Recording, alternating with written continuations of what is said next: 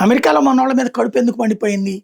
మన వాళ్ళు సంపాదించుకున్న సొమ్ములో రూ. 100 సంపాదిస్తే రూ. 40 ఖర్చు పెట్టి రూ. 60 దాయడానికి ప్రయత్నిస్తారు. కనీసం రూ. 20 దాయడానికి ప్రయత్నిస్తారు నంబర్ 1. నంబర్ 2 వచ్చేటప్పటికి వాళ్ళ దేశపు తిండి మనం తినం. కాబట్టి మన ఎక్స్‌పెండిచర్ తగ్గుతది. ప్లస్ బయట తినడం మన వాళ్ళకి తక్కువ. ఇంటి వంట మనకి ఇష్టం. కాబట్టి బయట తినకపోవడం వల్ల వాళ్ళకి ఆదాయం లేదు. మనకి ప్రయోజనం అవుతుంది. మనకు ఆరోగ్యకరమైంది కూడా. అట్లాగే వాళ్ళు నీ పిల్లలు, నా పిల్లలు కలిసి మన పిల్లలతో ఆడుకుంటున్నారనే సంస్కృతోళ్ళు. మనం మాత్రం నేను, నా భార్య, నా పిల్లలు అనేటటువంటి సంస్కృతి. అక్కడ 15 ఏళ్ళు వచ్చేటప్పటికి గాలికి వదిలేసే సంస్కృతి. మనమేమో మన పిల్లల పెళ్ళిళ్ళు, ఉద్యోగాలు దాకా చూసుకునేటటువంటి సంస్కృతి. ఇది వాళ్ళకి నచ్చల. కాబట్టి మనల్ని హేట్రేట్ చేస్తుంటారు.